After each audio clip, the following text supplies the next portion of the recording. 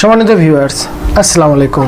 আমার চ্যানেলের পক্ষ থেকে আপনাদের সবাইকে জানাচ্ছি আন্তরিক শুভেচ্ছা এবং অভিনন্দন। আমাদের আজকের টপিক আপনারা থাম্বনেল টাইটেল থেকে তো বুঝে গেছেন, সুতরাং পুরো ভিডিও জুড়ে আছি আমি ডিএম মনির এবং আপনাদের প্রিয় চ্যানেল। সম্মানিত ভিউয়ার্স, আমি এই ভিডিওটা এডুকেশন পারপাসে তৈরি করেছি।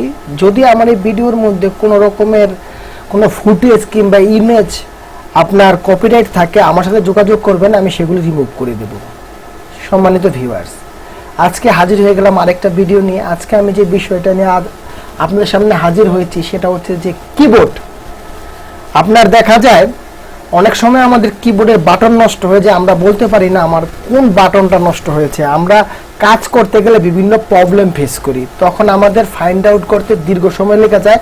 হয়তো আমরা ফোল্ডার ক্রিয়েট করে তারপরে আমরা এটা টাইপিং করে কিংবা দেখা গেছে আমরা অফিস ওয়ার্ডের মধ্যে গিয়ে টাইপিং করে বের করি। আমি খুব সহজে অনলাইনে আপনাদের একটা সহজ পদ্ধতি আজকে দেখাবো যে আপনারা কিভাবে আপনার কিবোর্ডটাকে টেস্ট করবেন।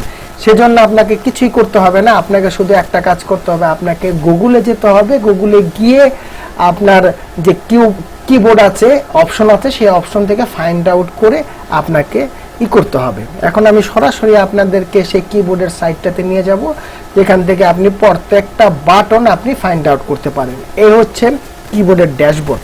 এটা হচ্ছে আপনার ইন্টারনেট লাগবে, আপনার ইন্টারনেট যদি থাকে তাহলে কিন্তু আপনি কিবোর্ডটা চেক করতে পারছেন।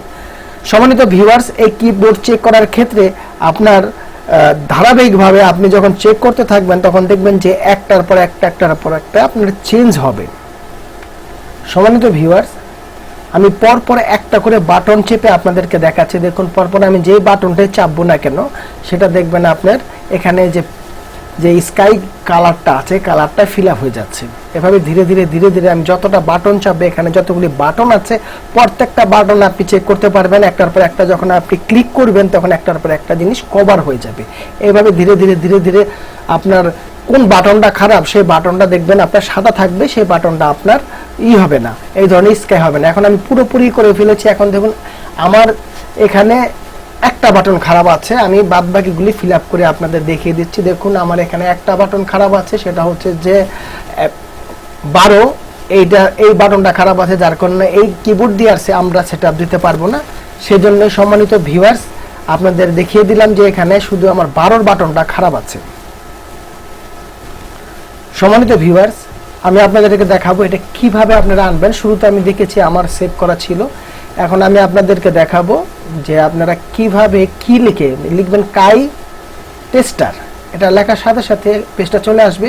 কাই টেস্টারে যাবেন, উপরে যে লিঙ্কটা দেখছেন যেটা আমি ক্লিক করছি সেটা ক্লিক করলে সরাসরি আপনার কাই টেস্টারের যে ড্যাশবোর্ডটা আছে এই ড্যাশবোর্ডটা ওপেন হয়ে যাবে। আপনি আপনার কিবোর্ডটাকে চেক করতে পারবেন। সম্মানিত ভিউয়ার্স, আমি আপনাদের কতটা বুঝাতে পেরেছি জানি না। যদি আমার ভিডিওটা ভালো লেগে থাকে অবশ্যই লাইক করবেন, শেয়ার করবেন এবং সাবস্ক্রাইব করে আমার চ্যানেলের পাশে থাকবেন। তো ধন্যবাদ সবাইকে আমার চ্যানেলের পক্ষ থেকে। সবাই ভালো থাকুন, সুস্থ থাকুন, আল্লাহ হাফেজ।